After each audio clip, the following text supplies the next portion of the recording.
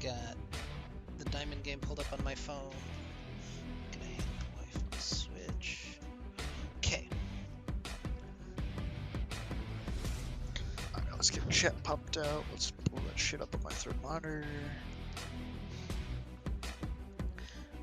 Gonna miss the just fantastic Immortals versus Dignitas game. A little disappointed. Ah, shit. Is there, who else plays tonight besides Mortals Dig, or is that It's it? FlyQuest 100 Thieves. Okay, so we're gonna miss another.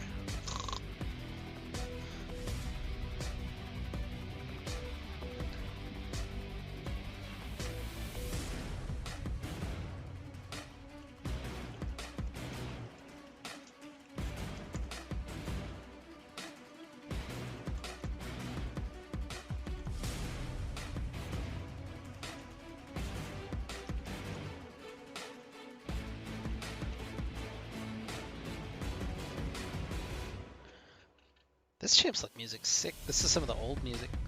I like this. I just figured Champs Luck music isn't copyrighted, and it's like basic enough I can play it. It's both background noise and to hype up Champs Luck. Yeah, plus like Multifaceted. Riot has also just straight up said, use our music. Yeah, So like, appreciate it. It's the best of all. I the more they do, the more for the most part, I respect Riot, like what they've done. Obviously they have a couple internal issues, but as a company and or a game, especially compared to the other games I've played here recently, they're not a dumpster fire. Yeah. They might have issues, but God, this is so nostalgic. I didn't know that Champs Luck music could like trigger me in this way.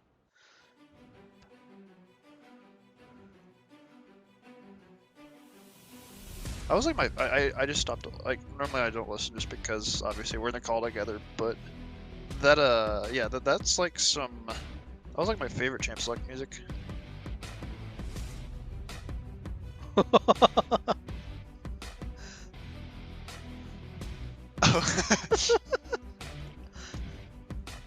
Oh, I'm signed in as Middlesticks. That's not professional. I still appreciate it.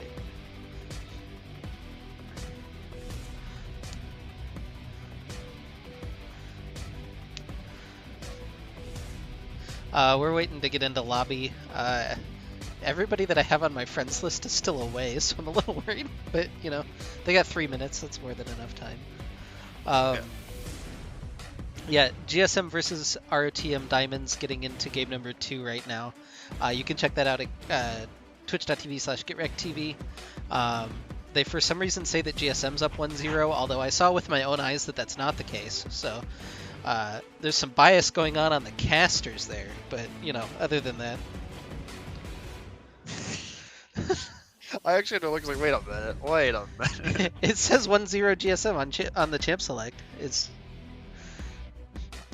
just a little monka S, to quote the kids.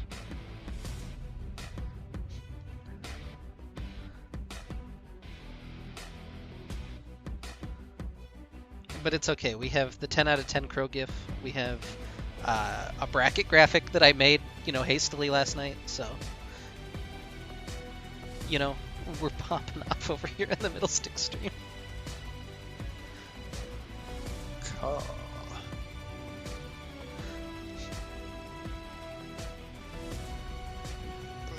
Do we have anyone online? Literally just a black salt that's around. Yeah, I've got everybody set to away currently. Like, I'm even checking Discord, and they're down a few.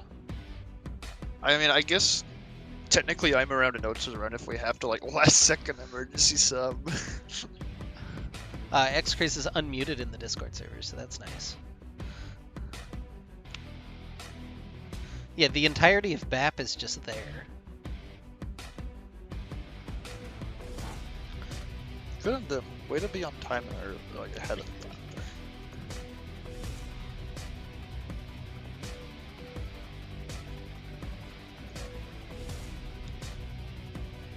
I mean, they were playing as a 4-stack, not to spoil anything. They were playing as a 4-stack right before this.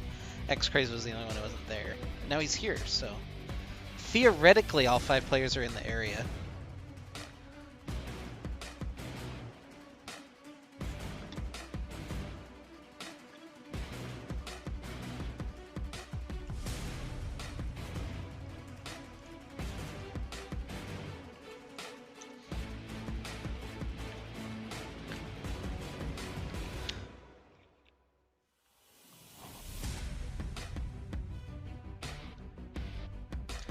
Yeah, 3 Rodham players in Discord, and they're all in our own Discord still, not in the GetRect one.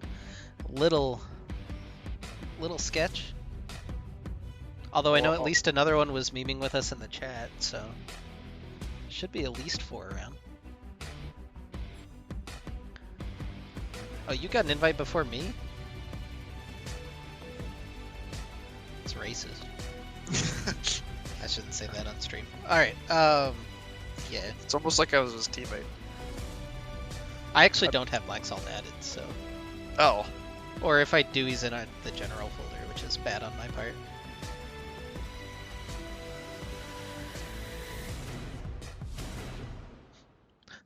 Yeah, weirdly, like, I've played games with most of the people. I've never played a game with Black Salt. Huh. That's actually interesting. Honestly, he's one of my favorite to play with. It's kind of a blast. I mean, all of Rodham's players are just perfect in every way, but no bias.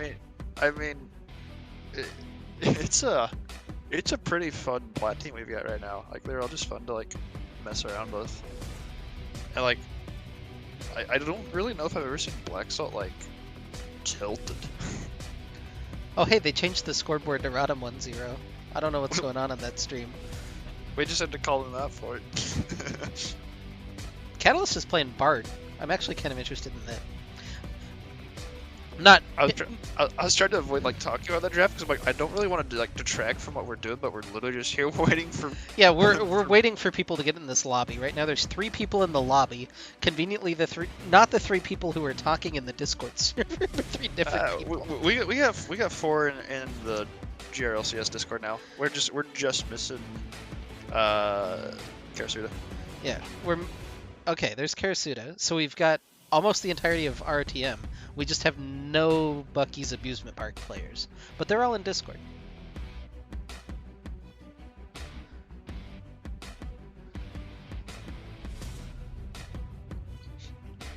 Starting right on time, 8:02. You know. I mean, it's not a GetRect game if it's not late. True. Hey, there we go.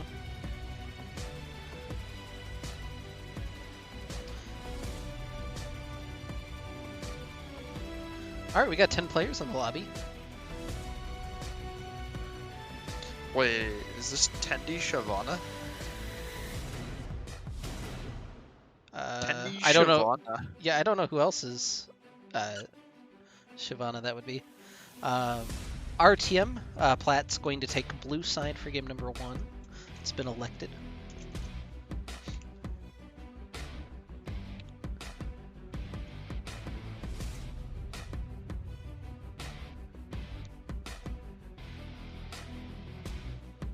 There we go. I just moved my monitor like an inch and it's now perfect. Good.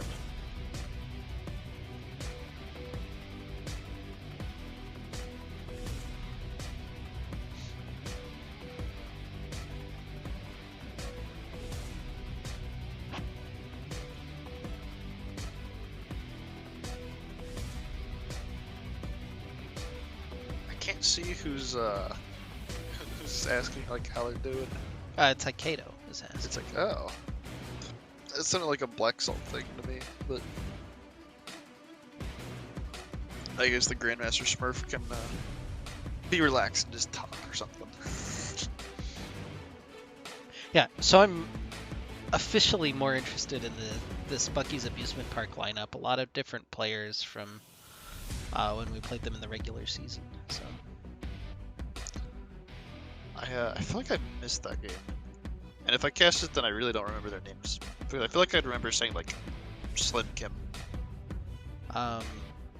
Katana Blade and Neutral Laner are the 2 that I remember.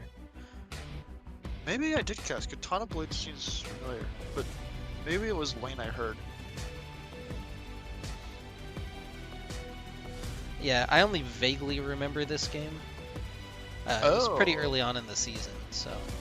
Ew, that's a spicy change. We got that dang dude on the Ornn, Tendi's on Irelia, and Lane's on Shyvana. That is pretty spicy. So a lane swap for Rodham Diamond in game 2. Not to detract from this, we're getting set for game number 1 here.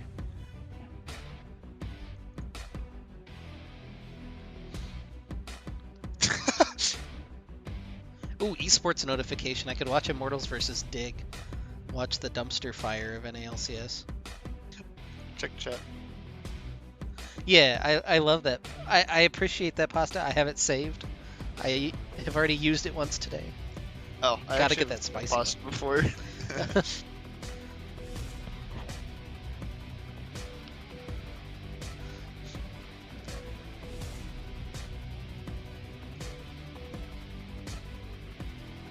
Oh, there we go. Finally exchanging.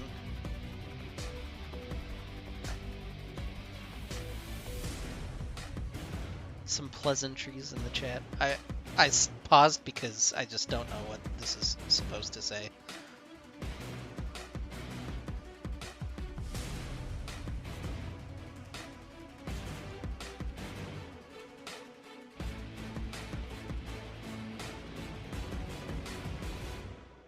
We'll see if we get some TSM XD bands coming through.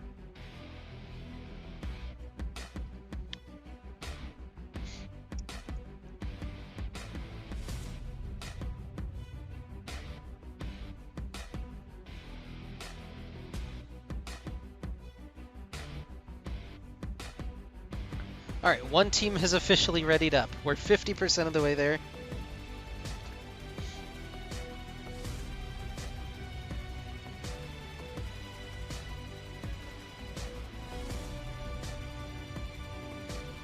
Sorry, I am here. Oh, do you all need pro draft?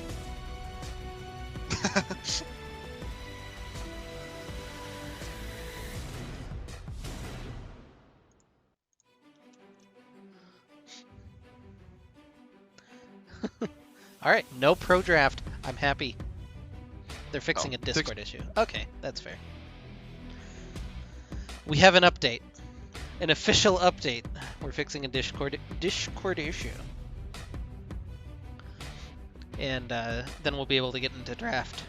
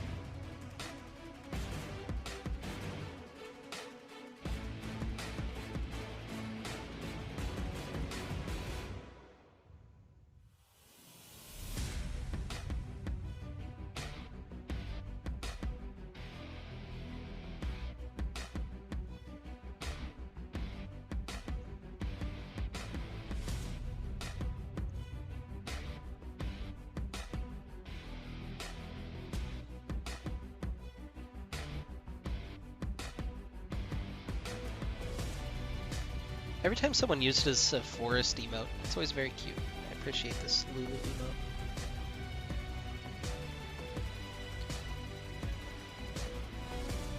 emote. I like only see him active on Twitter. Like, all right. Hey, draft time. Hey, it's draft time. Welcome, ladies and gentlemen, to the second Platinum semifinal between Return of the Middlesticks and Bucky's Abusement Park. And we even get the Champion Select music transition. Let's go. All right. On the blue side for this game will be return of the Middlesticks, the #1 seed, undefeated, only dropped a single game to GSM during the season. On the red side will be Bucky's Abusement Park.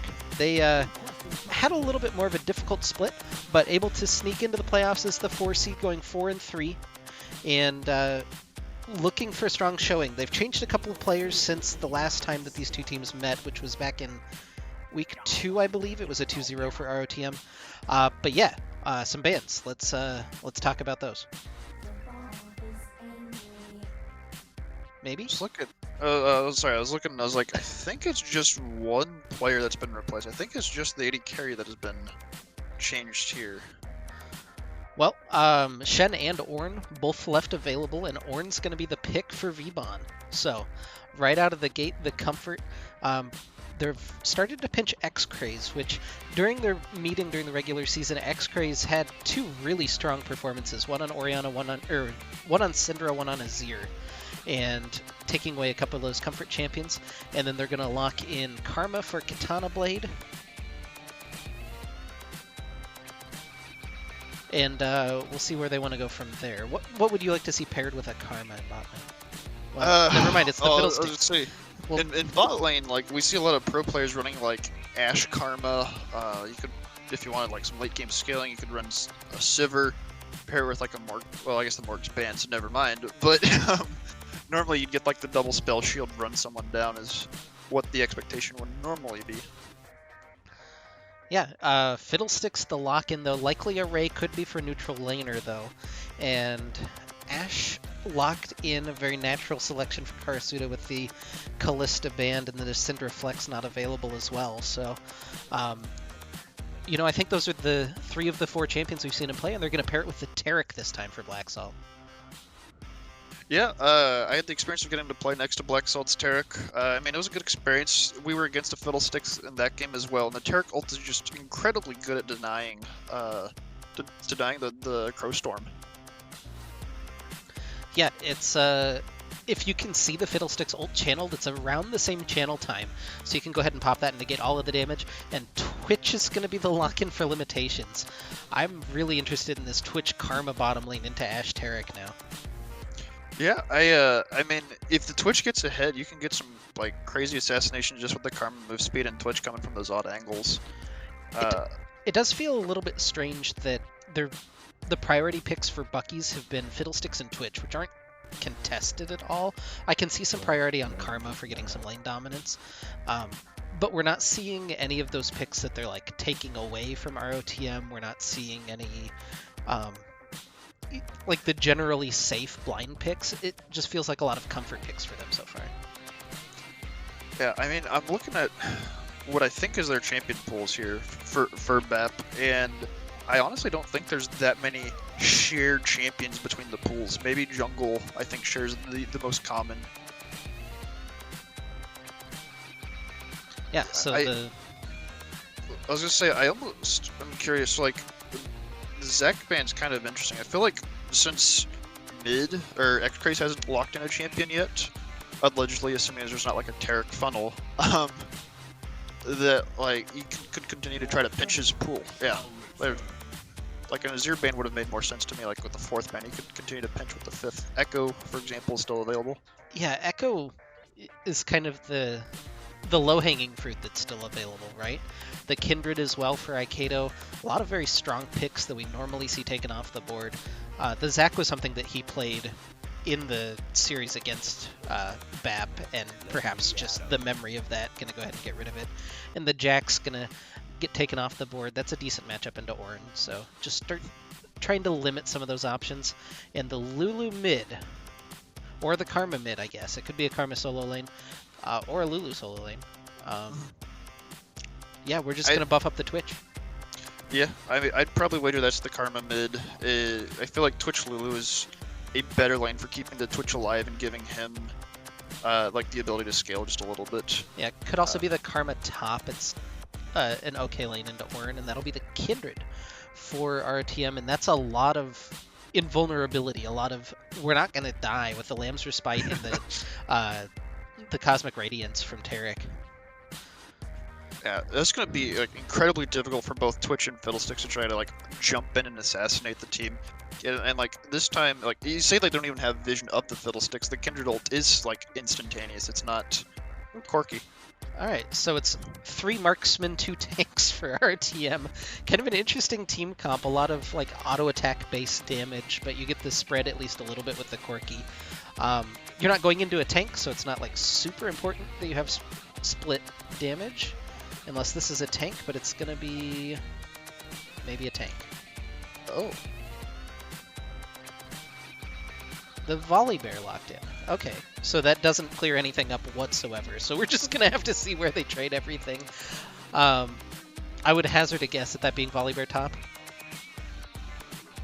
That definitely makes the most sense with their draft. With their previous hovers right before that Volley Bear, though, were other jungle and or flex mid laner picks. So that had me a bit puzzled. Yeah, this is actually just a super interesting draft. I don't know... Oh, I hope Tank Fiddle top? That's Tank Fiddle top. Yeah, Tank Fiddle top is an option.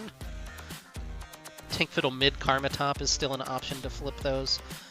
There's no like lock-in rule, so this could go all the way up to 0, but I'm going to assume that they're setting up runes and just going to chill for now. But man, what an interesting draft that we have.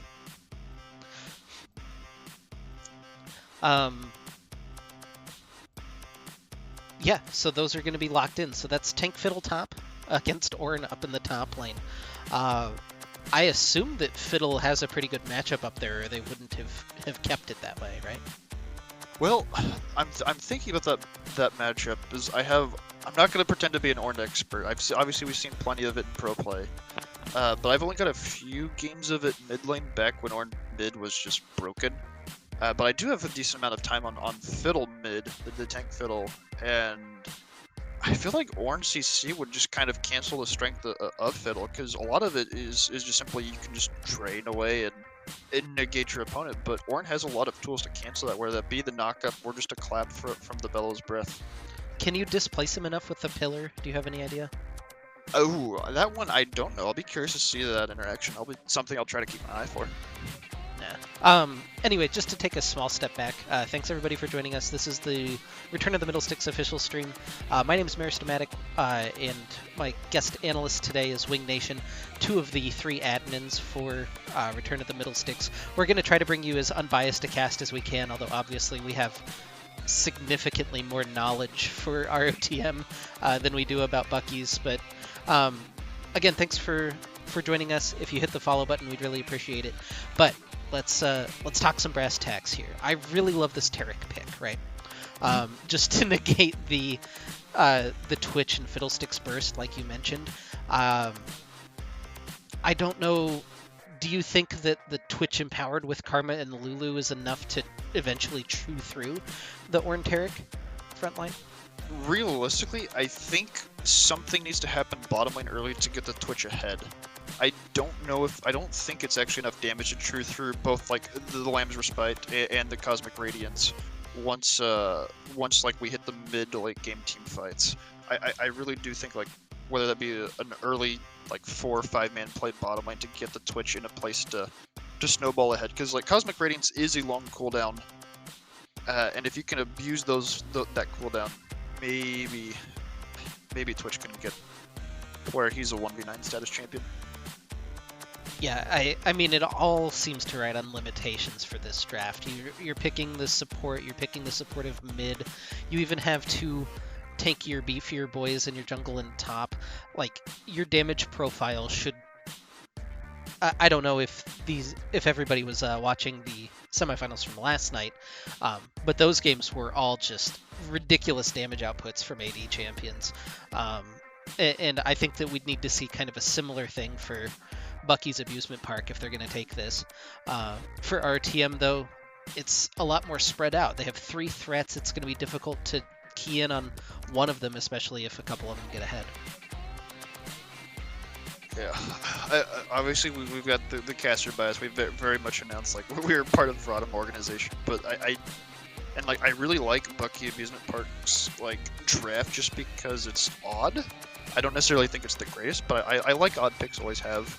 But I don't think it's enough to chew through the very consistent and safe damage dealers that Rodham has drafted this game. Yeah, there's nothing surprising about this RTM draft, but uh, then again, we haven't really seen that be their MO the entire season. It's been very measured and uh, they're going to play their comfort picks and you have to try to beat them on their footing. And the only team we saw do that in one game was GSM, and other than that, it's been an unblemished record for them. But we'll load onto the Rift for game number 1. It might take a second for everything to load because it always does. Actually, that was shorter than usual. Make sure you speed up, Mr. Nation, as we look at this. On the blue side, wearing the blue health bars will be Return to the Middlesticks, and on the top side, wearing the red health bars will be Bucky's Abusement Park.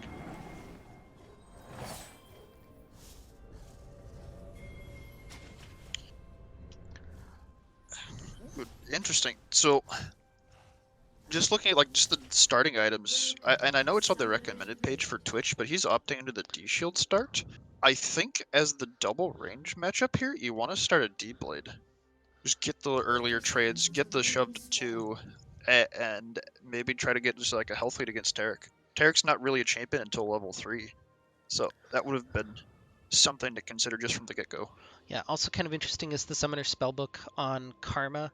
Means that she'll be able to change through some of those. We'll get some teleports later on in the game. There's some openings for spicy plays from neutral laner. I also do like the cleanse heal combo for Twitch and Lulu. Anything you can do to keep this Twitch safe and continue to have him output damage, I'm all for. You also got that Omnistone Volibear.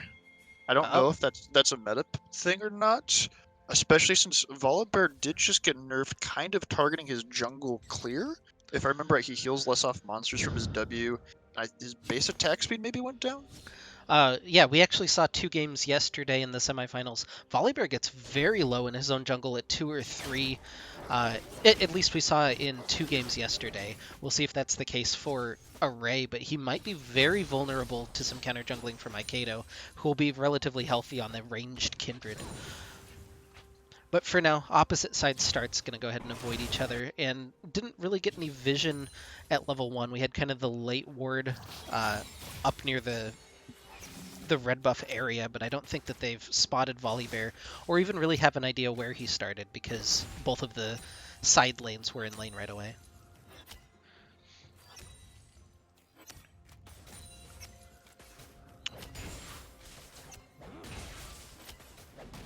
Glad to see this Lulu did opt in for the level 2 hit level 2 hit for Black Salt, gonna force the flash out of Katana Blade. So already an aggressive look from Karasuda and Black Salt, and Katana Blade and Limitation's gonna have to be a little bit more passive now down that Lulu flash. They'll hit level 2 off of that minion and not have any further issue. Now Kindred's looking on the top side. Slim Kim fears Vibon away, hits the Aftershock proc, but now doesn't have that extra resistance. It's not even going to flash away. It's first blood for Ikado in the top lane. Now the flash in from Array as he gets a stun onto Karasuda. He has Electrocute available. A lot of damage coming through. Karasuda taken really low. The Contaminate not going to be enough damage from Limitations, though. But it's 3 summoners blown. Now the return gank in the top lane is Slim Kim still in trouble, but he doesn't have his flash now. He used it, and that'll be a second kill for Ikado in the top lane. Well, that's a banger right from the get-go. Something you definitely need to be doing as a Kindred against a Fiddlesticks, where that be like mid lane or top lane Fiddlesticks, is he doesn't really have much gank escape, and when you have enough CC to cancel the drain after the Aftershock, like you can actually punish him. So both a nice gank plus a really kind of disrespectful teleport from Slim Kim, and Ikado clearly was like you can't do that and punishing him. Obviously a bunch of summoners blown bottom there too from the volley gank, but not quite the same success that we saw up in the top lane gank. Yeah, we'll have to see if Array is able to return down there. Now down the flash. Look at the junglers just recalling across these wolves the wall from each other by the raptors. That's super funny. Yeah, they're just going to return home on their own. But I do really want to see where Array paths now. If he's feeling a little pressure to go help Slim Kim up in that top lane, or if he'll return bottom to clean up some of those summoner-less bottom laners. But it feels like Array needs to make a play. I hate saying that this early on, but it's already 1,000 gold lead at 4 minutes for Return to the Middlesticks. that's actually kind of nutty. Um, yeah, no, like CS leads really anywhere. It's back and forth, just a couple here or there. Ornn with the biggest deficit this early. Yeah, look at the Ornn tech, by the way. Vbon going for the Executioner's Calling. For anybody who's not an Ornn enthusiast, which apparently is all of the top laners that play for RTM, but you can apply the Grievous Wounds with your Q and with your E because they do physical damage, which is super nutty. Not with your W, though. That's magic damage. But it's actually more efficient than Bramble Vest early on in most situations. But now knock up onto Slim Kim, gonna get him with the knockback off of the Bellows Breath as well. Fears away Aikedo, but the flash forward and they'll finish him off. Vbon takes his first kill up in that top lane, and poor Slim Kim is back in the Death Chamber for the third time. Yeah, Aikedo just kind of bullying the Fiddlesticks there. Flash burn from him to secure that kill. Let's take a look here. Kindred actually still doesn't have a hunt, despite the 3 kills here. Not once has he marked Slim Kim. Yeah, actually got unlucky on the Scuttle spawn as well, so Array was able to take that one. But I've talked to Aikedo about this champion specifically. He actually doesn't value the hunt super much. Like, if you can get to 4, that's nice, but it's mostly just an added bonus as a result of what you're doing and not something to tunnel on, according to him. Now, I'm not a Kindred main or even really play the champion at this point. But now we are going to see maybe a battle over the hunt as the mark spawned on this bottom Scuttle Crab, and Array is already on top of it. Aikedo's forcing him back, and the bot lane for RTM is collapsing. The Dazzle will land onto Array. They're auto-attacking him down. He's burning from the Ignite from Black Salt, and he'll take that kill. Alright, well there's your first hunt for the Kindred. Volley was the target the entire time, and Kindred did not get the hunt though for the Crab. So Array trades his life for Scuttle. Yeah, he's actually got a decent CS advantage. I don't know how much that matters right now. He's opted for double cloth armor, which, really don't blame him. I really want to see Ninja Tabby on as many people as possible against the triple marksman comp for Bucky's Abusement Park. But again, just this early pressure from Aikedo, I think, might be forcing Array to go for less positive plays than he normally would. And now Vbon just kind of flexing his muscle up in top lane. Honestly, I feel like that was a pretty decent use of the fear. Oh, Ornn.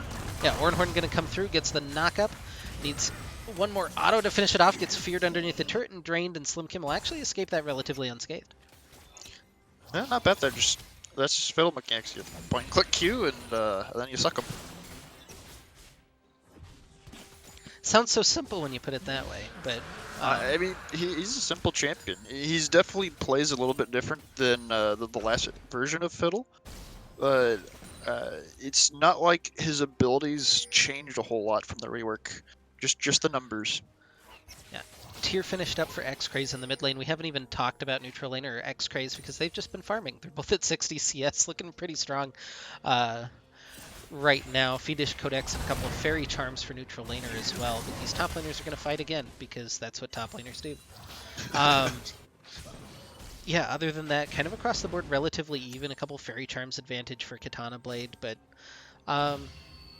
yeah, we just need to look at the completed Warrior Enchant compared to the bits of everything build for Array, as well as the difference in top lane right now.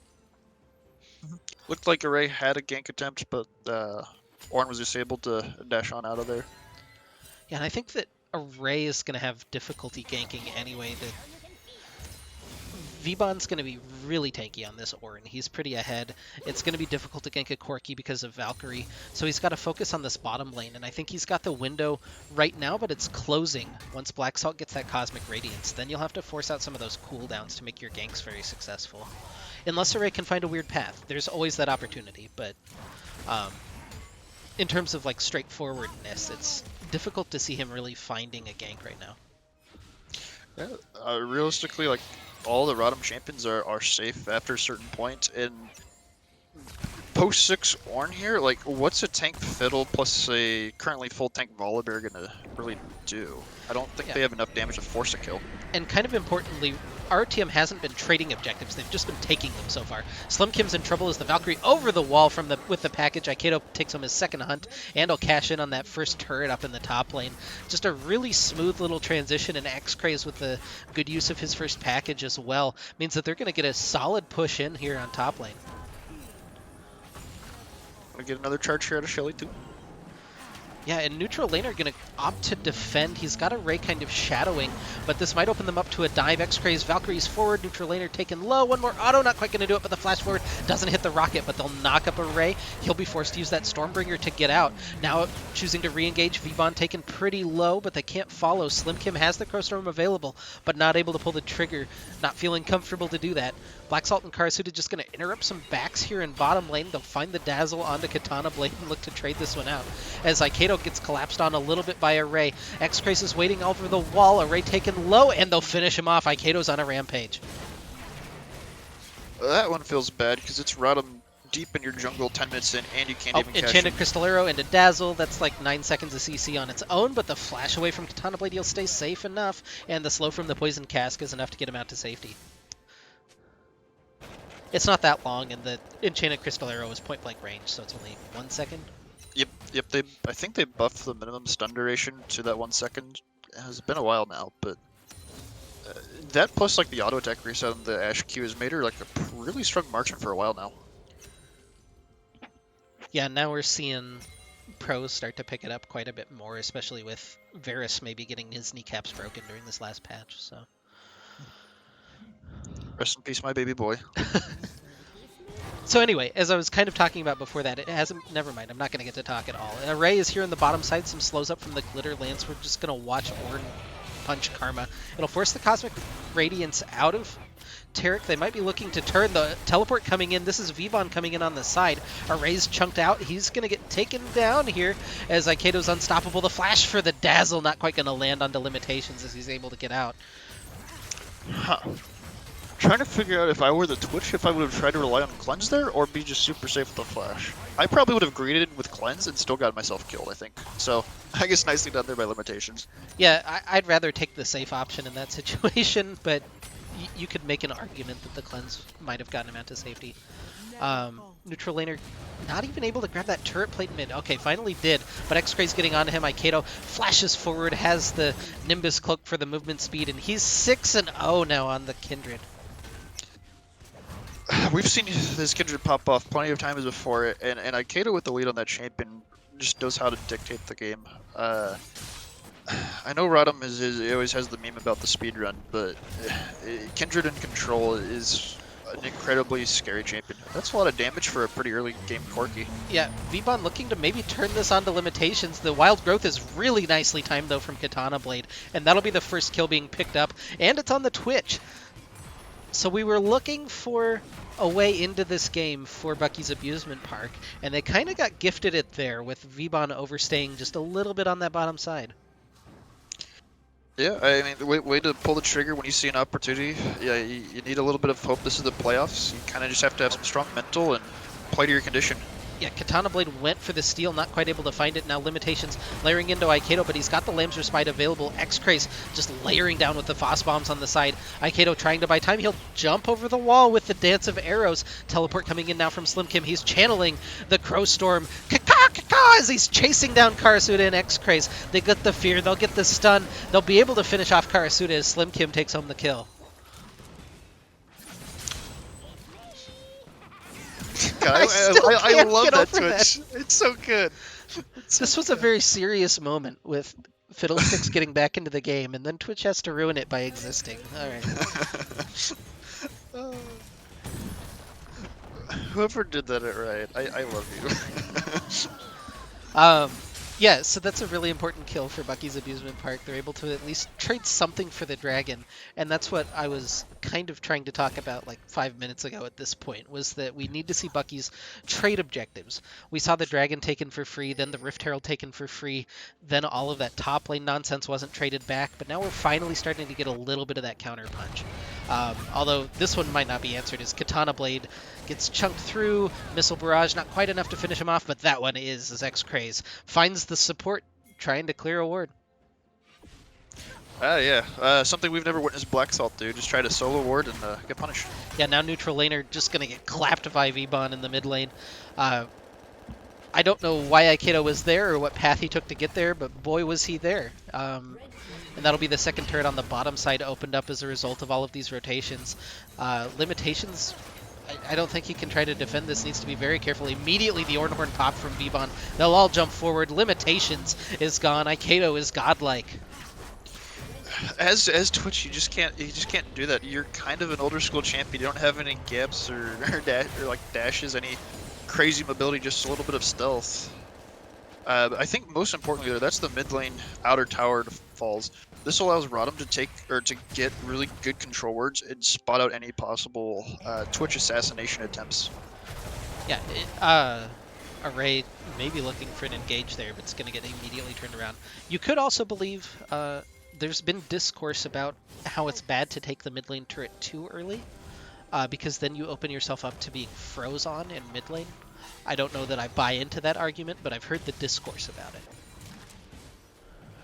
Slim Kim is overextended now, and he's going to pay for it. He's got Flash available. We'll see if he can get himself out.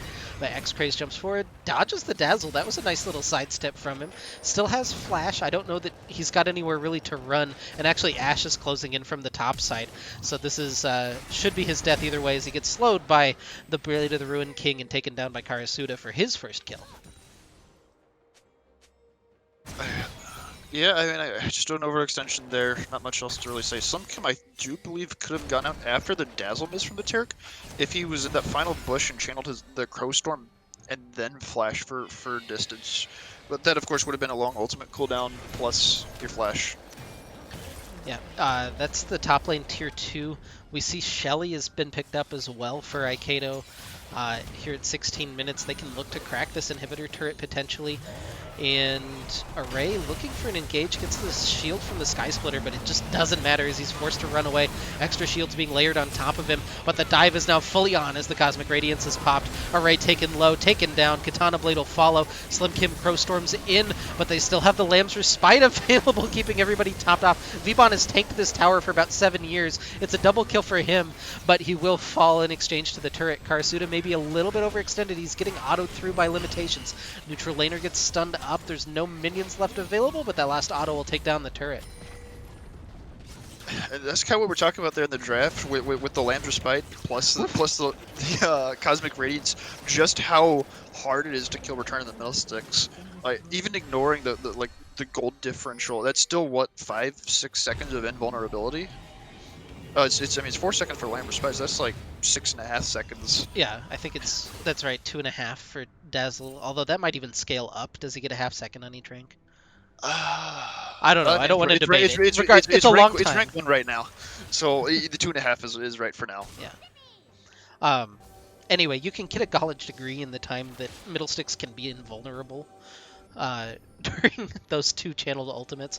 It's 16-3 in kills. Now V-Bon looking to set up for this dragon. It'll be a third one, the first mountain dragon, but it's one that Bucky's Abusement Park gonna have to give up right now. Yeah, there's nothing like you can trade as Bucky's either. There's not really waves in a position, but you're just definitely not at a point of strength to even attempt to contest this. It's not the soul, so don't be throwing away your life. Just cash in on whatever farm, whatever XP is available. Try to hit some spikes where you can make a play happen in a couple of minutes. Yeah, and it's hard even. You kind of get the free wave top. Ray has invaded the enemy jungle, going to take some jungle camps for his trouble, but now you're trading this for your inner tier 2. You might be able to get that first tower at least on the top side. Might feel alright. But now here comes Shelly, and that means that you're going to need the back from Fiddlesticks. You need everybody left to defend this. Actually kind of weird. It's desynced from the minion wave. It's not going to matter as the turret's destroyed anyway. This should be a second inhibitor. X-Craze actually just isn't with the team right now. This would be a 4v5 if they wanted to pick it. And they're going to as Array Predators in, gets the stun onto Black Salt. They don't have the Terracult just yet, but they have the Lamb's Respite here in the back to keep everybody safe. The Enchanted Crystal Arrow lands, but it's cleansed away by limitations. Array jumps in, but he's going to find Aikato's bow waiting for him. Slim Kim trying to tank everything up on the top side, but he should fall eventually as well. It's a double kill for Aikato as he's able to jump back out of the fight, and X-Craze is here to try to clean up. Katana Blade gonna polymorph him, but right now it's just a second inhib. This might just be the game for Return of the Middlesticks as they're crashing that double super minion wave in. They have the Cosmic Radiance to chew through the tower. Demolish procs going off. Katana Blade and Neutral Laner, the two supports, just can't do anything here on the steps of their base as the second Nexus turret falls. Array's gonna jump in. He gets a stun, but it just doesn't matter as they're cleaning up the Nexus, and they'll clean up game number 1. 1-0 for Return of the Middlesticks, and 1946 is when the Nexus fell. Yeah, add that one to the speed record. I think that's their quickest close time. Or do they have like a 15-minute FF against them? They had like a 16-minute FF, I think. Okay, all right then. That's it's probably like number 2 in the Rodham speedrun attempt. All right. Well, my client crashed. Oh no, it's fine. All right, we lived. Yeah, so you can see the Corki and Kindred did a little bit of damage. Yeah, there's some expert analysis for you. So we'll go ahead.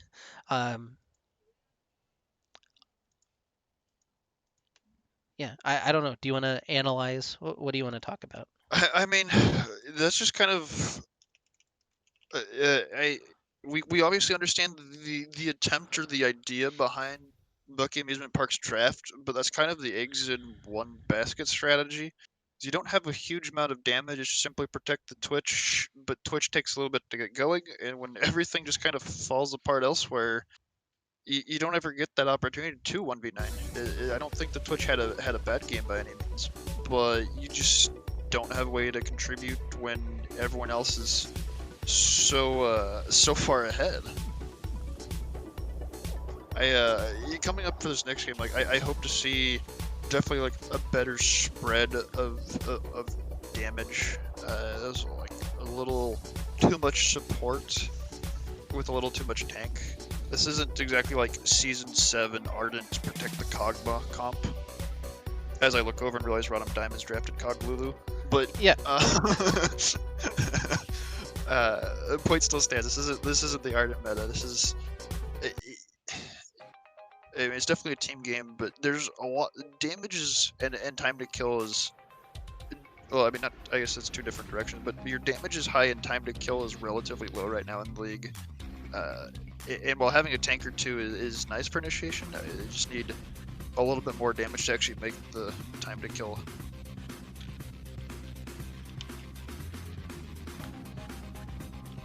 Vbon just killed that copy pasta. All right.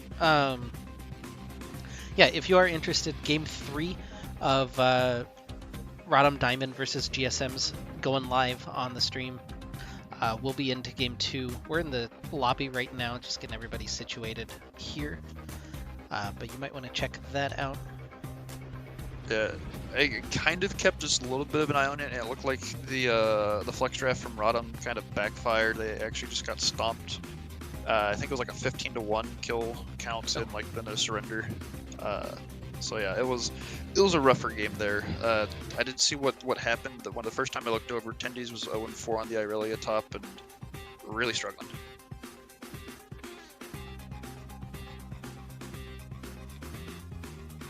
A little bit interesting there. Some Kim quit out of the lobby.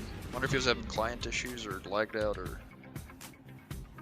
Who knows? Riot and their client. While I was praising them earlier for some of the stuff they do, their client is not necessarily a piece of art. Unless your art's just a jumbled mess.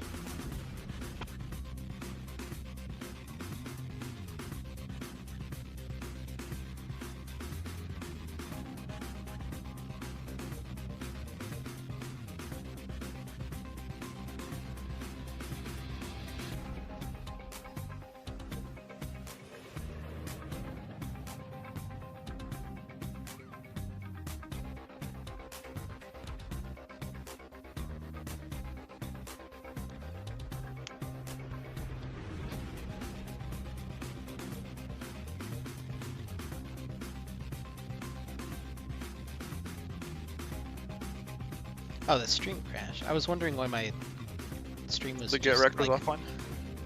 Yeah. It's just spinning. I don't know. Oh, yeah. Mine was spinning for a bit and then went offline, but... Oh, there it goes. Now it's offline.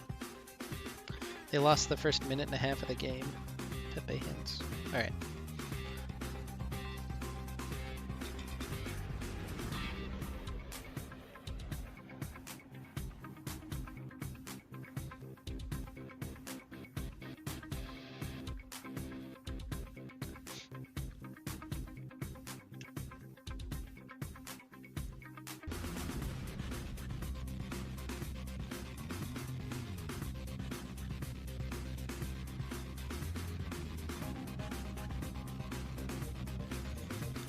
Hey, let's keep some of the pasta. I do appreciate the pastas and being posted. Let's try to keep them not targeted at people. Yeah. Be nice. I timed him out and then untimed him out. He can post again. It's fine. But let's not target enemy players or even our own players other than unironically.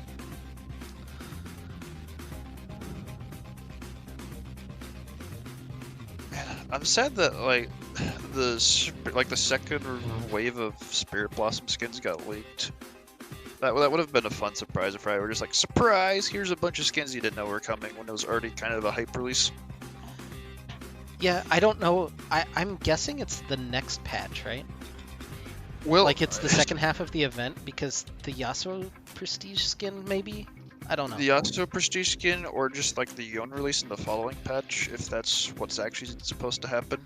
Because I can't imagine a Lilia Yon double release. That seems kind of strange. The only other thing I could think of is kind of how what they did with Bima, where they just surprise dropped it on live. They're like, surprise drop like 4 or 5 more skins. He's free. He can talk. It's fine.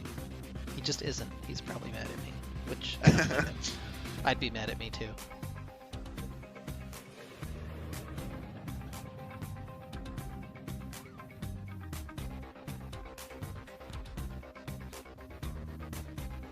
Anyway, we're getting into lobby for game 2. Almost everybody in. 9 out of 10. Alright, well, we got everyone. Black Salt just needs to move on up. Now, he's hidden in the spectators. One of us. One of us.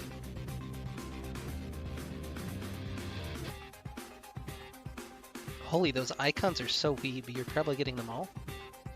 I normally don't buy icons. And I see at least 2 that I'm considering buying. And I hate that one of them is the Arya icon, because like I don't really enjoy Arya as a champion. But combine that with her VFX update, whew, that's speaking of like a nice VFX update. Foxfire Ari, mwah. What was that noise? Was that supposed to be the noise with the click, or was it just like? No, it was like a retarded chef kiss. Oh, that didn't come through at all, actually. Oh, well, that's unfortunate. Blame my mic. Yikes. But yeah, the oh, rest in peace, Lane. What is happening? I look down at the diamond game and I can't even tell which side of the rift people are on. Yeah, now blue side's coming from top. I don't even. Hey, All we right. got readies on both Okay, sides. we got Let's readies here. Let's get it on. Maybe. No? go. I mean, Okay, there we go. Oh, All right, okay. welcome back, everybody. Game number 2. Oh, I forgot about this champ select music. Oh, I don't like this. All right. Hold on. Let's find a good one. That's pretty good. Okay. I can vibe with this. Welcome back to game number 2. ROTM leads 1-0, looking to close out the semifinal and take on Gecko Slammer Armageddon tomorrow for all of the marbles. Bucky's Abusement Park gonna fight for their lives, or they'll fall into that 3rd place match to take on MG Blaze, which we learned is called Malicious Gaming yesterday. Big eye-opener for me. But yeah, these bands are identical to game number 1. This could just be the run back. This looks like an Ornn lock-in to me. Yep. All right, how are you going to answer if you're Bucky's Abusement Park? Is this the salty run back? I can't imagine that I Bucky's wants honestly, to run that same team comp. I honestly hope it is the salty run back. I just thinking, we already saw TSM suffer once today. I was thinking of that TSM suffer on the salty run back. I cannot see them running it back completely. They do need to pick something though. Rakan. Hopefully that's not just like a random champion. It didn't look like it because it was hovered for just a second, and they're gonna pair it with the Xayah. So yeah, all right, that seems intentional.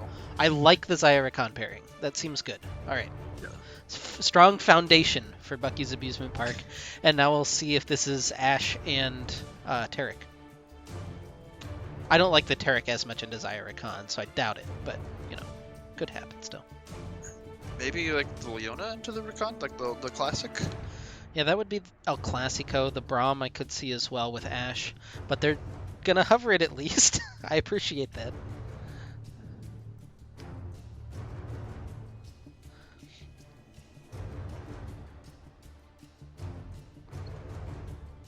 The suspense for this pick. It's the Lulu. I do like that though.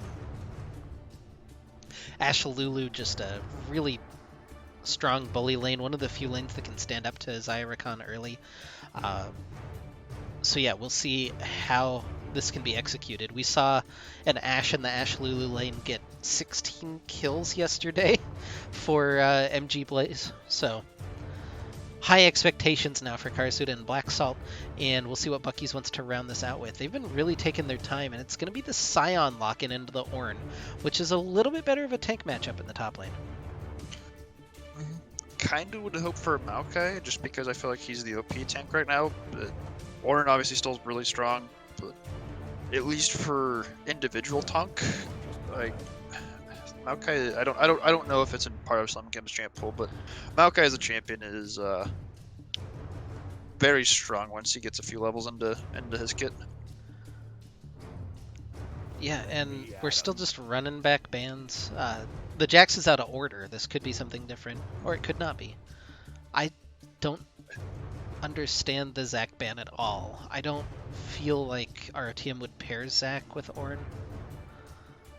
Just knowing they're drafting in and out, they might not have this insider information. The Kindred is something that I like to see banned. So now not going to pinch X-Craze. Now Azir's up is the difference.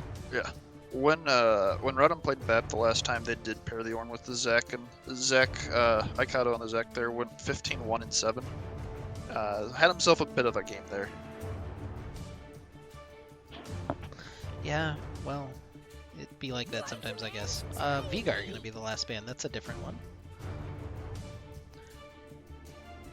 So now, if they've got like a specific pick there mid lane that Rodham's thinking of. I'm trying to think what would struggle into the Veigar. Azir probably is rough against Veigar if you're just looking to... It's something easy. Corki actually isn't super great against Veigar either. But yeah, they've been using every second of this draft clock, and they're going to lock Nidalee in for Array. That's an interesting pick. They're picking an early game jungler trying to get ahead against Ikato. I'll be curious to see its success, but I guess you have a strong bottom lane. If you could maybe get some invades on that side. Ooh, Kayn. Yeah, the Kayn for Ikato feels pretty natural, and then we'll round this out with something, relatively blind. You have to deal with a Nidalee at least if you're X-Craze, but the world is your oyster in terms of mid picks, and we'll see what he wants to lock in. The Cassio is something we haven't seen him play this season, so I'm going to pull out a new unique pick. I think that's the only new pick that we've seen from them all series, but Cassiopeia locked in for X-Craze, and now the chance to counter for neutral laner. And the Zoe was banned last game, and is a possibility for this one. Might have the ability to pick the Cassiopeia and Ashe. Ziggs is going to be the lock-in, though. A little bit safer of a lane matchup for Ziggs. Yeah, definitely. Ziggs should never really. I mean, I guess if he gets hit by a Cascue, he'll be in range to get ran down. But that should be the only chance where he would ever really be in danger, at least in the lane itself. I do have a little bit of insider information about the Caspic. It's definitely something XCraze have been playing recently. I've been running a few games with the squad, and he's had some really nice performances on there. Yeah, so 25 seconds left. We could see that late swap between Nidalee and Scion. We really shouldn't, though. But this looks like what we're going to have our lineups as we go into game number 2. Again, Rodham on match point, looking to close it out and advance to the finals tomorrow to take on GSM. If Buckies can fight their way back, though, we'd have a game 3 coming up. If you are looking for game 3 of the Platinum Series, it is on GetRect TV. Currently, GSM has a small lead early on in the game. I guess it's a little bigger than I can see. It's about 3,000 gold in 11 minutes, so that's relatively large. But GSM at least ahead in game number 3 there. Mm-hmm. Did I say like, not diamond? Yeah, you said platinum. Oh, whatever. That's all right. They're the same thing. Literally zero difference between platinum and diamond. I mean, pretty much. All right. Again, thanks everybody for joining us. Let's look at these team comps, because we have, I don't want to say a more classical poke composition, but you have at least the Nidalee and Ziggs. You have some poke elements for Bucky's Abusement Park. Yeah, they've got the tools of like an actual comp. You've got the poke. You have multiple forms of engage to follow up once the champions get low. I'm definitely much happier with their draft this game compared to the experiment that the last game draft was. Yeah, this feels like they have a very solid, cohesive identity, and they have the tools to start fights. They have the tools to, disengage if they need to. A lot of movement speed, a lot of extra abilities. I like it quite a bit more than their game 1 comp. But for RTM, it's just, basically just running it back. You've got comfort all around. Yeah, it might not be like all 5 champions or 4 champions, but it's the same 2 or 3 champions that you've seen them run pretty much throughout the entire season, besides the Cassiopeia.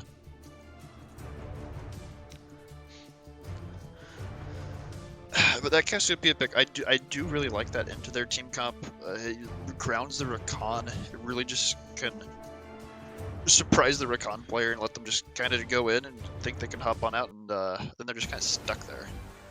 Yeah. Nidalee and Ziggs as well as it affects. That's a backwards way to say that, but yeah.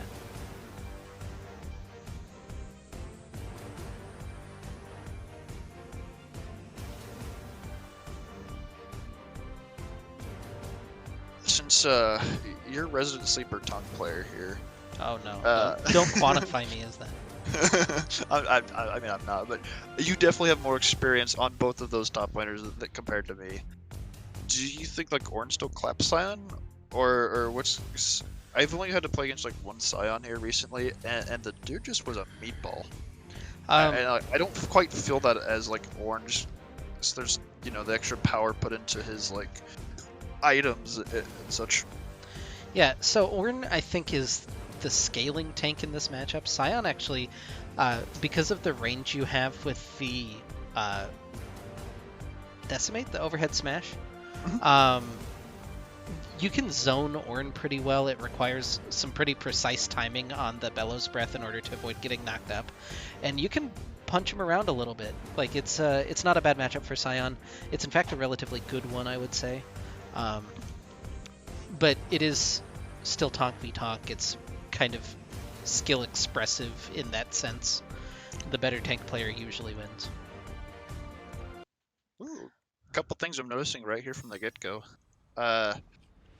Akedo is Dark Harvest Kane. He's going in. He's going Shadow Form probably here. And XCraze has taken Phase Rush on Cassiopeia. I guess the last round of Conquer nerfs has I mean, it's always been you could kind of go either way and feel good about it, but Phase Rush is a good spell right now, or a good keystone right now. Maybe a little too strong. Yeah, in the Dark Harvest for Array as well on the Nidalee, which is a little bit more common, but still worth noting as opposed to some of the other keystones. But yeah, anyway, game number 2, bottom side of the rift is Return of the Middlesticks wearing the blue health bars, and on the top side of the rift wearing the red health bars is Bucky's Abusement Park, and we're apparently just going to dance here in the river. 5 points to start off with, but now Ray and Katana Blade going to walk in. Spear not able to connect, but they're going to get some nice vision as a result of this. And important, that's a really nice ward, actually, especially against Kayn. You can see if he starts Raptors. A little bit of exchange of poke there. Oh, the ward? Going to find neutral laner and at least make him hit a... I'm not going to claim to know the poison shot, the Q. I'm pretty sure it's just like, isn't it just like Noxious Blast, I think? That sounds right. Yeah. Yeah, because she's like Noxian or something, or her sister's Noxian, so yeah. Oh, it's a pun. Oh, that's gross. Alright, yeah. I have too many cast games under my belt. See, you can say that, but I know for a fact that there are mains that don't look at their own ability names. They just know what they are and do. Yeah. Ooh. Oh, the level 1. This is very classic. The Xayah Rakan level 1 is stronger than pretty much any bottom laner if you start the W on the Xayah, but you have to be careful. You have to get your mark down, and now they'll get slowed up, get exhausted, limitations taken low. The volley hits both from Karasuda. They'll jump back in, they'll get the knock-up. Ignite's going to tick him down, but it's first blood to Karasuda. Traded back by Katana Blade, and now he's got to get out of here, but he's not able to as Black Salt takes home a kill on the bottom side. It's 2 for 1 in favor of Return of the Middlesticks and the gold spread. More importantly, getting a little bit onto that 80 carry early. Yeah, first blood going over to Karasuda's Ashe, which once again we've seen like is probably second most played AD carry. If not, it is, I'm pretty sure at this point. At least his most played champion this season, with the Callista being banned every single game. Xayah Rakan, of course, going for the classic level 1, and then just kind of overstaying there and getting the double range trade back. Yeah, it looked like they might have been on different pages. That's not going to be a clap. Okay. They might have been on different pages there, as Limitations hadn't stepped up into the minion wave when that had started. So the W buff just wasn't being consistently applied at level 1, and that was their big lapse in damage that they had. And then it was just a really good rundown from Karasuda and Black Salt. Array's here on the top side, getting some autos down onto Vbon, but going to get knocked up. And now Aikado's here. They force the flash out of Array. And Slim Kim still looking to trade the flash forward. Array taken super low. One more auto as Aikato takes that one down. And already there's been 4 kills in 3.5 minutes.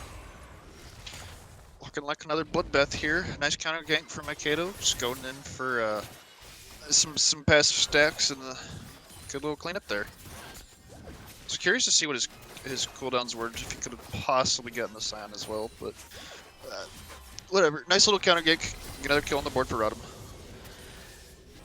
Yeah, and you can see the poke actually. Black Salt just manhandling Katana Blade and Limitations, forcing them to drop a couple of CS. It's actually, a small CS advantage for them because of the weird recalls. But now Vbon and Slim Kim going to go ahead and duke it out in the top lane. But you can see every time we look down here, Black Salt is just poking out Katana Blade and Limitations with these autos with the Glitter Lance. I've been watching this jungle for a little bit because Aikato and Array have been running around by that crab for a bit. I guess Nidalee eventually respected the... Well, there hasn't been a base yet from the Kayn. Yeah, Slim Kim teleports back into top lane and immediately takes a pretty decent chunk there from Vbon. Needs to be a little bit careful, though, not to get run down as he's looking to turn this back around. The clap off of the Q. It interrupted the decimating smash from Slim Kim, importantly. And now with that teleport burned, he's going to be forced to chug some of those corrupting potions just to try to stay in lane. And Vbon has a huge teleport advantage now. Yeah, and a huge CS lead here. Plus, he's Ornn. He doesn't have to base. He could just buy, and he's sitting on the Catalyst now in the bush. Yeah, you don't get the extra health from that now, so he's got to be a little bit careful. Knocks up from the Decimating Smash, gets one more auto. He's taken really low, but in the bottom side, Karasuda's burning down to the Ignite. He'll be able to get away as Black Salt's able to shield him up. I don't know what happened in top lane. It looks like Vaughn was able just to leave. Aikido comes in and grabs a Dark Harvest stack for his trouble and flashes a nice owl emote. Nidalee in your opponent's jungle, that's not something new. Yeah, Nidalee in the opponent's jungle, but had the earlier back and is still a little bit off the tempo, about 2 camps behind the Kayn, as well as the kill. And that's not the position you're used to seeing Nidalee in. Yeah, that's fair. She, I mean, had the unfortunate recall, if you will. I know I'm not a jungle main by any means, but an unexpected death for me always just kind of like offsets myself mentally. There's a reason I don't jungle. I don't have the mental for it. Yeah, limitations of Katana Blade pick up that turret plate. We'll see what they're able to cash in. Oh, he sells the pink ward so that he can buy the BF sword here in a second. I'm just predicting the future. There we go. But now Slim Kim and Vaughn are going to go ahead and duke it out. V has been getting much better in these trades. Now the smite coming in from the Aikido, and Petrifying Gaze sails just a little bit short there from X-Craze. Yeah, I was just on the edge there. I feel like almost with, I mean, it still would have missed, but with the new cast VFX, you can actually tell like how close it was with the old one from just a couple patches ago. You'd have been like, I feel like that should have hit.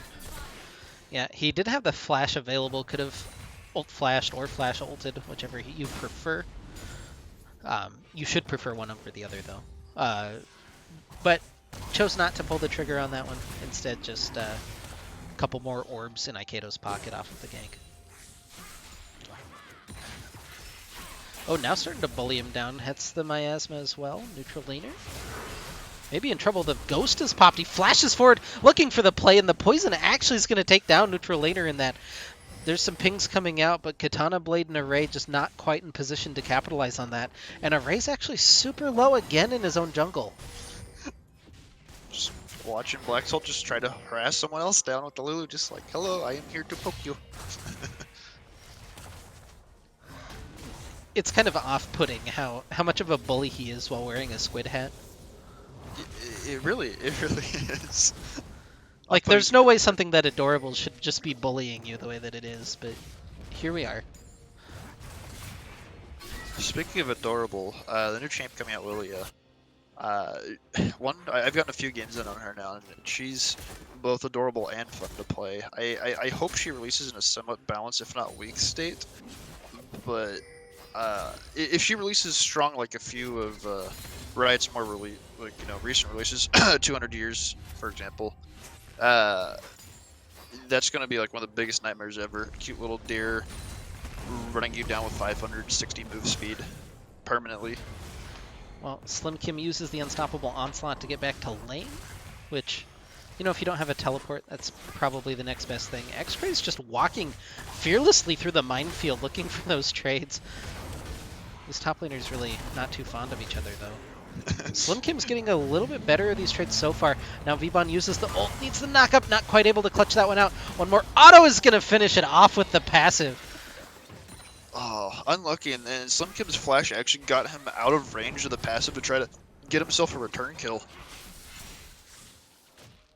Yeah, so not able to use that Furnace of Souls, which is still just a badass passive name, but not able to use the Zombie Scion passive to take down Vaughn. And now the jungler's going to scrap here on the top side. Oh, the spear from Array. This might be the turn, and it is. He'll grab the Dark Harvest stack and the kill on the top side. Shelly's going to run into that turret. I believe that gold still goes in Aikido's pocket. But yeah, no one else will be able to claim that. That's not going in V's pocket, at least. It showed like right above the dead Kayn's body. Flash. Oh, flash forward from Katana Blade. Now the teleport being channeled though from Vaughn. Finally flexing that teleport advantage that he has. Comes in immediately, gets the knockup onto Katana Blade. They're going to be able to track the Rakan down. The Mega Inferno Bomb just going to get tanked up by Karasuda as it'll clear out a couple of the minions, but no more. So they'll find the turn and the kill onto Katana Blade. feel like this back-to-back games here. We've seen Bucky Abusement Park just not respect the lack of teleport from the top laner, and even if like Slimkim had been trying to do like a lane gank, Asan doesn't have he doesn't have the unstoppable onslaught available either. Yeah, now limitations. Just getting bullied again by the Lulu. Aikido gonna try to bully Array out of his own jungle. Needs to be a little bit careful though as Katana Blade is here. Goes ahead and dives in with the Umbral Trespass, trying to get out now. Can he get to the wall? He'll be able to flash it, but Array follows him with the flash. And that's 2 overextensions from Aikido now that have been gathered up by the Nidalee. Katana Blade pops the quickening, but there's just no follow-up damage for Bucky's Abusement Park. But Aikido's been punished twice in a row for being a little too over-aggressive around the enemy jungler. I don't want to say in the enemy jungle for the first one, but Array, the beneficiary definitely of this. Oh yeah, you're getting the Nidalee from a not super hot looking spot to, I don't want to say in control, but definitely gonna have a lot more impact on the game now. Yeah, at the point when she can go back, which is now, she could go by the Runic Echoes. She'll start really taking off and be able to take control of this farm. And the fact that he's keeping up in farm right now is actually pretty good, considering the early game that we've seen. Attempted gank in the bottom side, nothing really happening there for Bucky's though. But Karasuda's still looking for it. The Enchanted Crystal Arrow sails just a little bit wide because of the flash from Limitations. Aikido in the wings though. Gonna walk in, Limitations gets slowed up, and that should be 1 clean kill. Second one on the Blade's reach for the slow. Katana Blade in trouble, but will be able to just dance away. I thought I heard this Scion ult, but it's still not off cooldown. I don't... Maybe I'm hearing things now in my old age. That's what it is. Probably. Anyway, Bucky's Abusement Park able to take the Dragon, their first one of the series. That feels pretty nice. Slimkim and Vbon going to go ahead and continue to scrap that Decimating Smash. Hits him into the Commanding Shout. More autos being traded. He's being a little overly cautious with Vbon. Hits the Decimating Smash. Just needs a couple more autos to finish this one off. Oh, the Onslaught not going to be there. The knockup from Vbon. He's trying to turn this back around, but it'll be the Decimating Smash for the solo kill for Slimkim. Way to get one back there. This is, I think, a little bit more what you were talking about earlier, where the Scion is probably the stronger champion early. The solo kill going the other way earlier was, I don't even know if it was a solo kill, but Vbon earlier was just kind of taking advantage that Slimkim had used the Unstoppable Onslaught back to lane. Yeah, X-Cray's now going to ghost in, looking to turn this one back around. Needs to be careful. Hits the Petrifying Gaze to get out of that Decimating Smash. Now trying to kite back away. He's playing this really carefully. Needs to watch out, though, as neutral laners here. Flash forward for the Bouncing Bomb, but he'll counter Flash. He'll be able to take the kill with the Poison and be able to get out. Now Aikido turns that one back around, just assassinates off of the Shadow Assassin transformation. Neutral laner falls, and just a little overextension from the solo laners turns that one back around for Return of the Middlesticks. But Katana Blade and Limitations on the bottom side grab a couple of turret plates for their trouble off of a little bit of pressure there. So I'll say, oh, I guess Aikido got the Shadow Assassin transformation kind of at the right time to get a cleanup there. I was a bit worried there for X-Rays on the cast, because like, is Scion with his items at the point, the Spectres and the Mercs, where what he had, like, he cast with the... just doesn't output enough consistent damage to Aikido really looking for a Ray now here on the red buff. He'll steal the red buff away, jump in with the Emerald Trespass. There's no chance for a Ray. That transformation just makes the damage so disgusting on the passive. I went from getting what looks like almost like inting, or at least getting caught out. Oh yeah, by the way, this is my jungle now. He also is going for, like, he's sat on it for a little bit, but the Tiamat on the blue Cade where you get the extra burst damage. Ooh, Katana Blade and Limitations trying to pull the trigger, not able to find the knockup though. Katana Blade hits the quickening onto only Black Salt. Teleport being channeled now by Slimkim. Doesn't have the ultimate available though, so he's just gonna walk in as Scion. That's the double TP. Ziggs is coming down here. Interesting. They could still look to set this up. Slimkim has the ultimate available now. Mega Inferno Bomb just sails a little bit wide. Now Aikido, though, the Blade's reach is just long enough, and they'll find a double kill in the bottom lane. Well, not a double, but they'll find 2 kills in the bottom lane. Array trying to hold the turret now on the top side. He'll get knocked up by Vbon. And interesting autos. Build path there from Array. It looks like he's going for Abyssal Mask. Yeah, that certainly looks that way. That's a decision. I've seen Roa. I don't know that Abyssal Mask is like the next logical extension of that, but yeah. It's definitely interesting. Could also just be the Roa plus like the null magic for a Banshee Veil. But Banshee doesn't build out of that, or does it? I don't know. I'm trying to make something up. Anyway, Slim Kim's in a lot of trouble now as the whole gang is here. They're going to take down the turret without any trouble, and they're chasing down Scion, but he's got the unstoppable onslaught. Oh, he'll get jumped into the Umbral Trespass. He needs to jump out on the front. Oh, he could have really outplayed that, but Limitations and Katana Blade were hanging out in the wings. Maybe a little bit safer of an exit there for Aikedo. Now Karasuda and Black Salt looking for it on the bottom side. The spear lands, but he can't get over the wall to chase it down. Yeah, Slim Kim there has the Bramble Vest. I think Aikedo realized after he hopped in that he's like, yeah, you know what, I don't think I can secure this one. Oh, the pillar kind of trolling V-Bon there, but he'll have the Orin Horn trying to follow up on Limitations. Katana Blade just gets chunked through. X-Craze basically solo kills him at that point. I liked the lane setup initially with the duo lane mid, but there's just no protection for them right now with Nidalee down on the bottom side, and as a result they get collapsed on. Miasma's a fair and balanced spell. Just kind of kept the Recon stuck there. And oh, look at that value they're getting out of that pink ward. Nidalee jumped over it in order to get into the pit, but they're going to spot her as well as Xayah on the ward, and X-Craze knows that he can go for this dive with no Nidalee nearby. Hits the Petrifying Gaze, one more Twin Fang will do it, and X-Craze is on a rampage.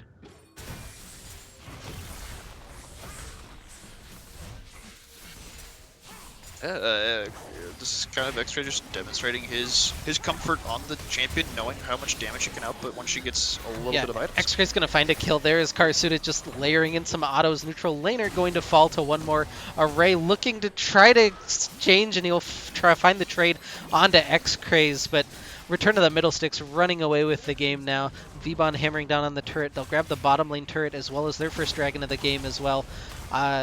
V does need to be careful. He doesn't win this duel specifically against Slim Kim.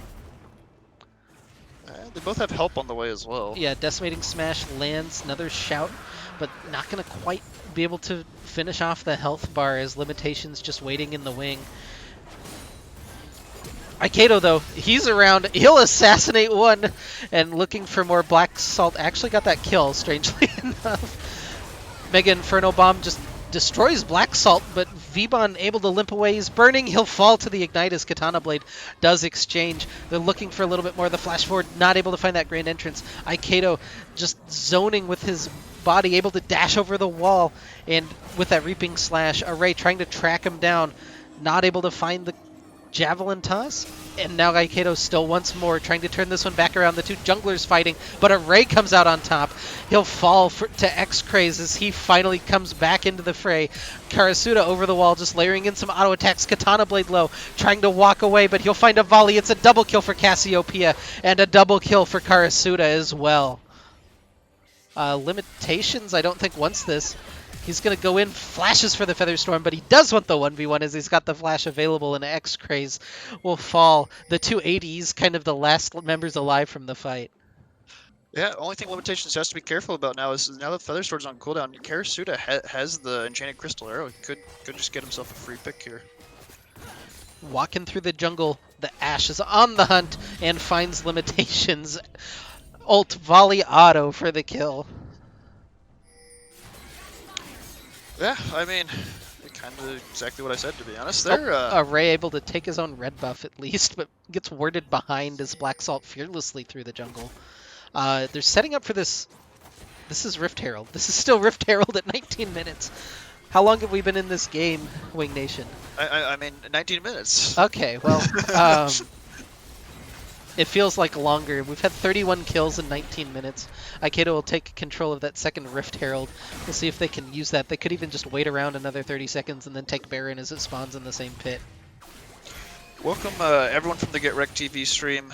Congratulations to our friends at GSM for moving on to the finals with a 2-1. Definitely a closer game 3. Kind of what from the little bit I caught from the other eye, but definitely a little bit more focused on the one that I'm casting here, you know? Yeah. Congrats to our friends there. Yeah, congrats to GSM. They'll be in the finals tomorrow. ROTM Diamond will be in the third place game. Yeah, so we'll see those tomorrow, but back to business at hand. 23-8 in kills, a pretty significant advantage for ROTM, and we'll see if Aikido and X-Craze can continue to run the game. Karasuda 7-1 on the Ash, has that 700 gold bounty. Would be really nice to cash in if Bucky's can find him. Aikido trying to decide if he wants this or not with the blades reach through the wall. Black Salt finds a javelin, trying to turn this back around. The Petrifying Gaze actually doesn't really do anything there as Katana Blade comes in, hits the quickening, but now the re-engage with the Enchanted Crystal Arrow. They'll find limitations, and Katana Blade should be the next to fall as he'll get slashed through. One more Twin Fang, not going to do it actually. He's able to escape thanks to the Battle Dance. We're still looking for more though. The javelin not going to connect. Aikido just going to initiate over the wall. He finds Katana Blade, takes a Dark Harvest proc. Now Array finds the javelin toss. More pleasantries being exchanged across the gap here as neutral laner layering in now with some of the bouncing bombs, but it's 5v4 on the map, and Return to the Middlesticks pinging on Baron.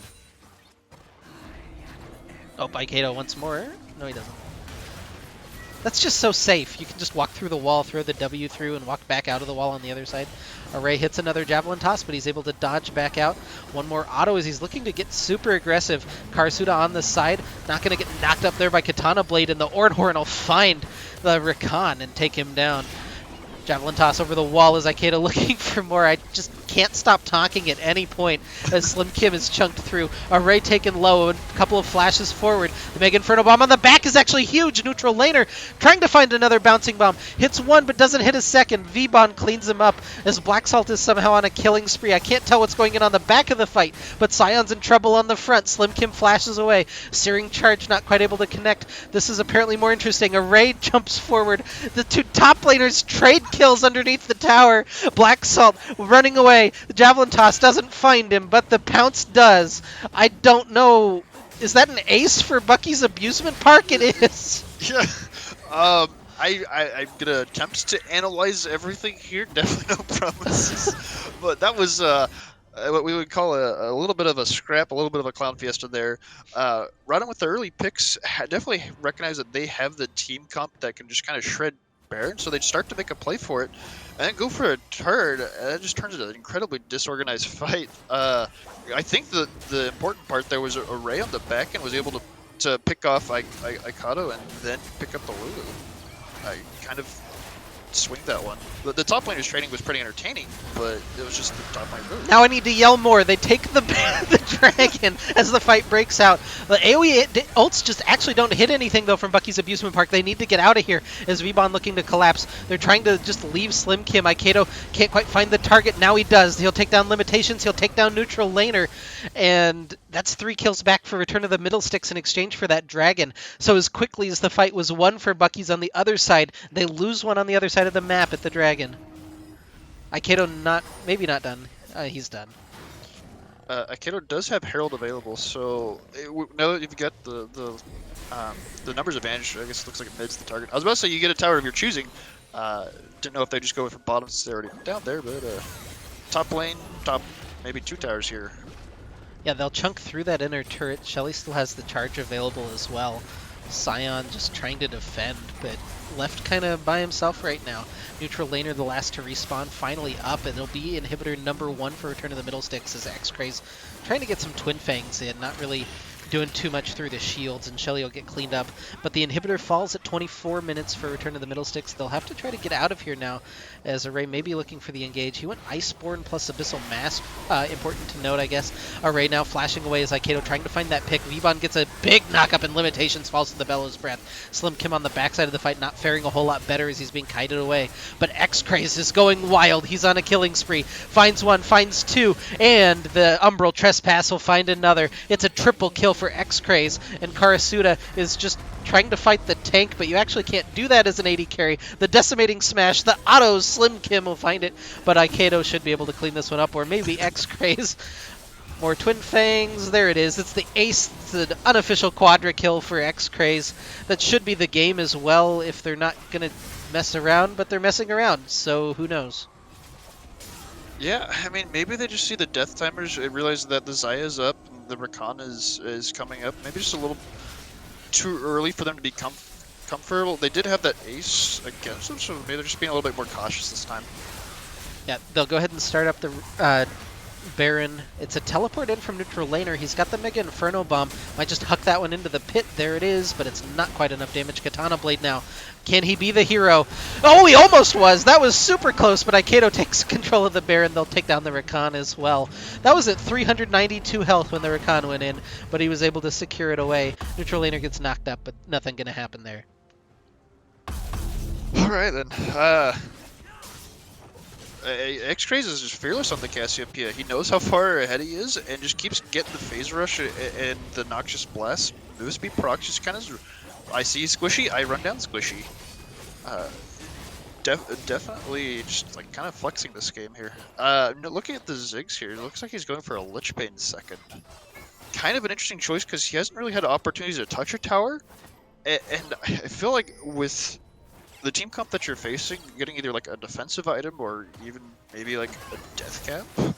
I think Banshees is probably most important for Zig second in this particular case. But if you get the opportunity to touch towers later in the game as Zig, you're still going to destroy it really fast. So I don't, given the game circumstance, I don't think Lich Bane is the choice here. Black Salt and Karasuda looking for Katana Blade. He'll be able to dance back over the wall. But now it's the group up for Return to the Middlesticks on bottom side. We're done yelling for just a second, so that's kind of nice. The throat's feeling a little bit better. Aikido not going to give me much of an opportunity, though, as the Enchanted Crystal Arrow lands onto Slim Kim. And for now, we rest. Baron buffed onto these minions, and they'll look to collapse in on this inner tower. Aikido, though, has found a Ray, and this does not go well for the Nidalee at this point. He is pretty tanky, though. Oh, he turned that back around! He actually got the solo kill! But on the bottom side, X-Craze is popping off again. He's got the double kill on the on the bottom side as Slim Kim just trying to shade away from it. I'm really surprised that Array won that 1v1. I don't want to give credit to like one particular player here, but I think Array's build that looks to me like something that Rush would do. It's just like the classic catalyst item. In this case, the super defensive item. Slim Kim just getting autoed down by the Ashe. You can't do anything against that frost shot from Ashe. Vbon has, meanwhile, just been split pushing him merrily away in top lane. He'll pick up his second tower, and they'll grab this inhibitor as well. So with 2 down, they'll look to go for this, but now the unstoppable onslaught coming through, not able to land on the Cassiopeia. I think that's the target he needed, and now Slim Kim in a lot of trouble as he gets knocked back up. A lot of AoE coming through. They'll be able to take down Karasuda at least. It's a big shutdown. We'll see what can happen. The Petrifying Gaze lands onto 2 as X-Craze dances forward, trying to kite through, but he'll get knocked up. He gets shielded up. Watch X-Craze. He's turning this back around. They'll finish it off. It's a triple kill for Vbon. X-Craze lives. That'll be the game for Return of the Middlesticks and the series for ROTM. Yeah, well played 4v5. Realistically, a 3v5 there from Rodham at the end, just kind of flexing their gold lead. Everyone just kind of doing their part to keep the Cassiopeia alive after Ashe deleted. Yeah, not the quickest game in the speed run for Return of the Middlesticks boys, but it is a 2-0 as they defeat Bucky's Abusement Park. They'll move on to the finals tomorrow to face off against GSM. I'm hyped already for that Platinum matchup. For the third place game, we saw some good things from Bucky's, though, especially toward the second half of that game. I hope that they can continue with this kind of unique style, and we'll see how they match up against MG Blaze in the third place game. But yeah, 18 kills on X-Craze for game number 2. What a performance from him. Yeah, like I said earlier, he just kind of was fearless on that Cassiopeia. The moment he got tier, he just started running down the Zig, just did not give him an opportunity to breathe. And like, if you take a look at that damage chart, exactly, yeah, 33k on the Cass, almost double of his opponent and double basically everyone else's in the game, or at least on Bucky Abusement Park. Yep, Vbon again, 2 really solid games on the weak side, Ornn. But yeah, just a really good performance from RTM, and we'll see them tomorrow. I think 1 p.m. is the start time for Platinum Finals on GetRect TV, and then 4 p.m. will be the other. I'm gonna just verify. Yeah, 1 p.m. is the Plat Finals and the Diamond third place. So unfortunately, that'll be both RTM teams playing at the same time tomorrow. But yeah, RTM will win I'm glad I'm getting removed from the party as I got an invite for some reason. Uh, but yeah, thanks everybody for watching. Really appreciate you guys tuning in all season long. That'll, I'm pretty sure, do it for for us finally. Thanks Wing Nation for coming on and for analyzing some of these games with me. And yeah, one last plead to please follow the stream if you don't. But yeah, that's all I've got.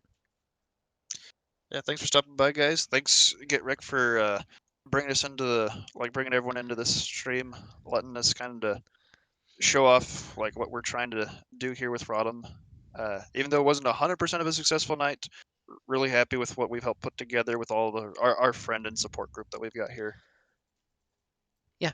So thanks everybody, and we'll look forward to seeing you tomorrow. We'll be memeing it up in Twitch chat with you guys. So um, yeah, we'll see you then. Congratulations again to our platinum team. Commiserations to Bucky's Abusement Park, and good luck to them in their third place game tomorrow. I should have music for this outro. There we go. The classic Rodham Scuff stream.